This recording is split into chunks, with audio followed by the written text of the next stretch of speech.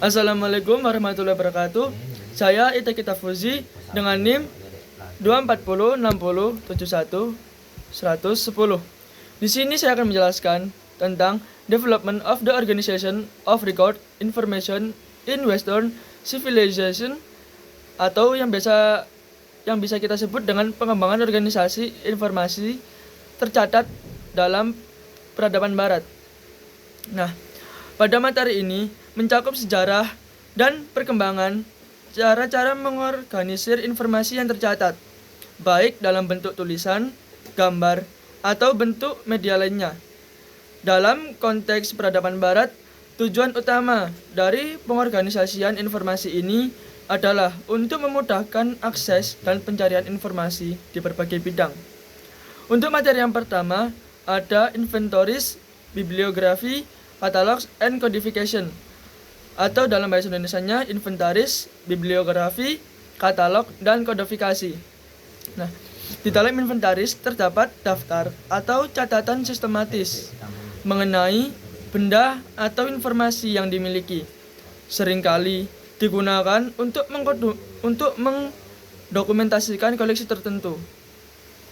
Untuk poin yang kedua ada bibliografi atau daftar terorganisir dari karya-karya tulisan atau publikasi. Seringkali memberikan informasi seperti penulis, judul, dan data penerbit. Untuk poin yang ketiga ada katalog yang berisi tentang daftar sistematis yang mengklasifikasikan informasi atau benda dalam koleksi tertentu. Misalnya katalog buku di perpustakaan. Untuk poin yang keempat ada kodifikasi yang di dalamnya berisi proses pengorganisasian informasi atau aturan menjadi bentuk yang lebih terstruktur dan terstandarisasi. Nah, untuk materi yang kedua ada antiquity atau dalam bahasa Indonesianya disebut zaman kuno. Pada zaman kuno ini terdapat pengorganisasian informasi tercatat dilakukan melalui prasasti di batu, gulungan papirus, dan tablet tanah liat. Metode pencatatan ini sebagian besar digunakan untuk administrasi dan hukum, serta mendokumentasikan pengetahuan astronomi, matematika, dan sejarah. Misalnya, di Mesopotamia dan Mesir kuno, pengorganisasian informasi berfokus pada pencatatan hukum dan perdagangan. Untuk materi yang ketiga, ada Middle Ages atau abad pertengahan. Pada abad pertengahan, pengorganisasian informasi tercatat berkembang melalui manuskrip yang disalin dengan tangan oleh para biarawan dan biara-biara. Sebagian besar informasi yang tercatat pada waktu itu berfokus pada teks-teks agama dan ilmu pengetahuan yang disarikan dari karya-karya klasik Yunani dan Romawi. Sistem pengkodean dan indeks pada saat itu masih sangat sederhana. Pada materi yang keempat ada European Renaissance atau Renaissance Eropa. Renaissance membawa perubahan besar dalam organisasi informasi dengan penemuan mesin cetak oleh Gutenberg yang memungkinkan produksi buku secara massal.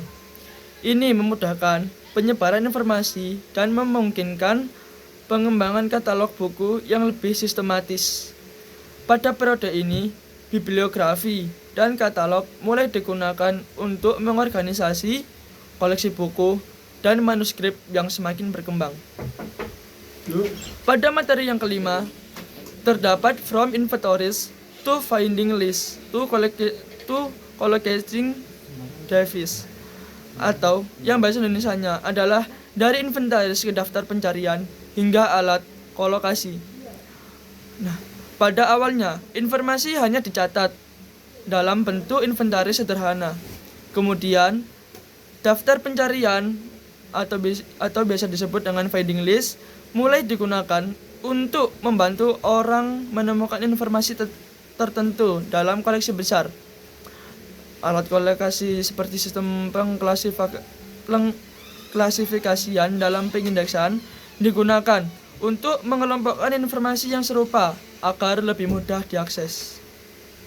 Nah, pada materi yang keenam, terdapat period of codification atau dalam bahasa Indonesianya periode kodifikasi.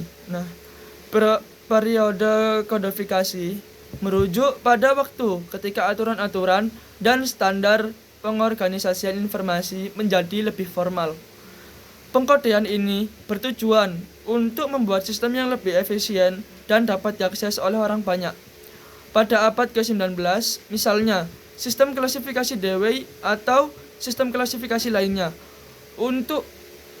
mulai diterapkan di perpustakaan untuk menyusun buku-buku secara lebih terstruktur. Pada materi yang ketujuh terdapat the 20th century atau abad ke-20. Pada abad ke-20, perkembangan teknologi informasi membawa revolusi dalam pengorganisasian informasi. Sistem komputer mulai digunakan untuk menyimpan dan mengakses informasi dengan lebih cepat dan efisien. Katalog digital, mesin pencari, dan basis data online menjadi hal yang umum mengubah cara orang mengakses informasi. Materi yang ke-8 ada description atau bisa bahasa Indonesianya deskripsi.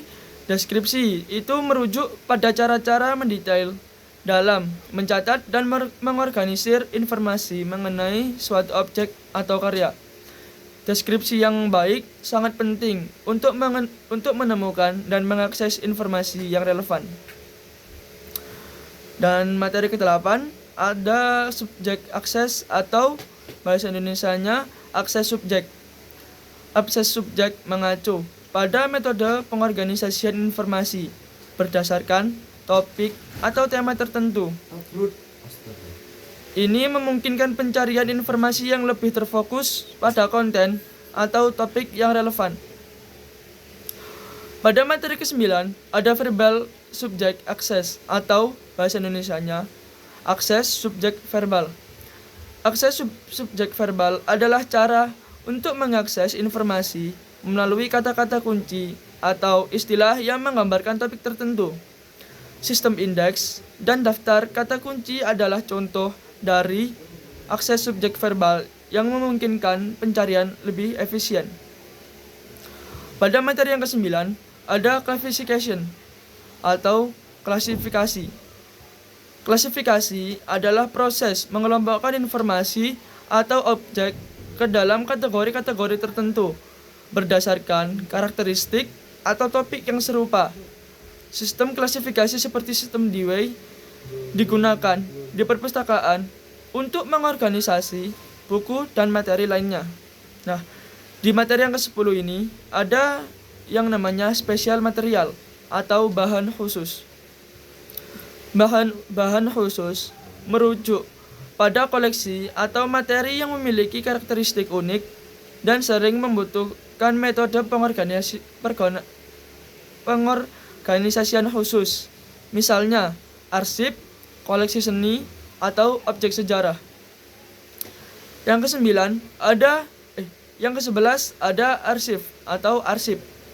Arsip adalah kumpulan dokumen atau catatan yang disusun secara sistematis, yang seringkali berisi informasi penting dan bersejarah. Arsip berfungsi untuk melestarikan informasi untuk masa depan dan memudahkan akses kepada generasi berikutnya.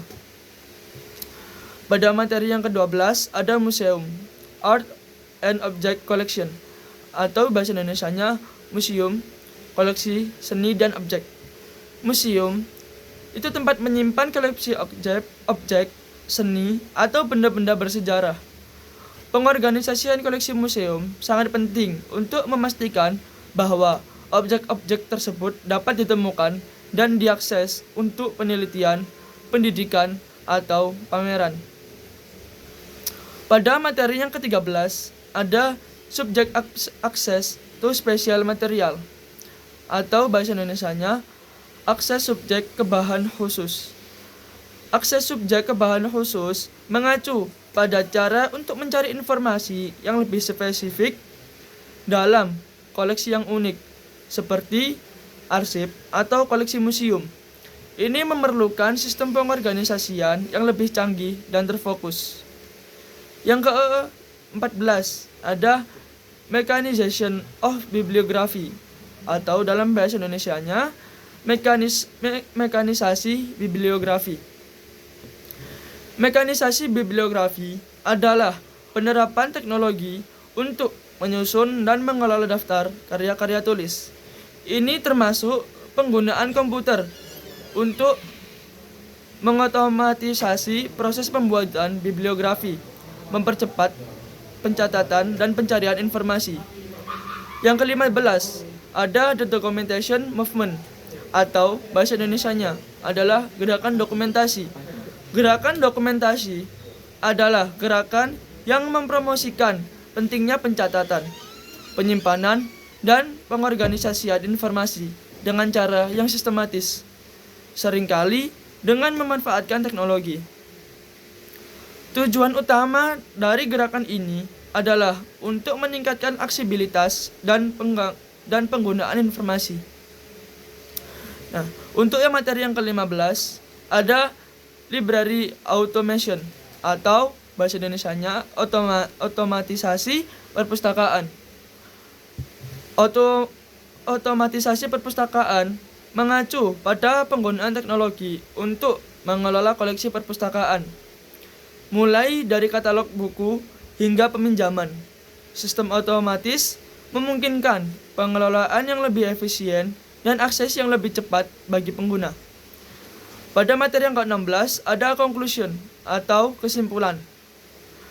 Pengorganisasian informasi dalam peradaban barat telah berkembang pesat, dari inventaris sederhana pada zaman kuno hingga sistem komputerisasi yang efisien pada abad ke-20. Perkembangan ini didorong oleh kebutuhan untuk mengakses, menyimpan, dan berbagi informasi secara efektif.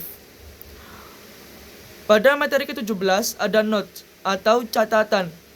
Bagian ini biasanya menyertakan informasi tambahan atau klarifikasi mengenai topik-topik yang telah dibahas sebelumnya. Pada materi ke-18 ada suggest reading, atau bacaan yang disarankan. Bagian ini menyediakan daftar referensi atau literatur yang dapat digunakan untuk mendalami lebih lanjut tentang topik-topik yang telah dibahas, termasuk buku, artikel, atau jurnal yang relevan. Secara keseluruhan, materi ini memberikan gambaran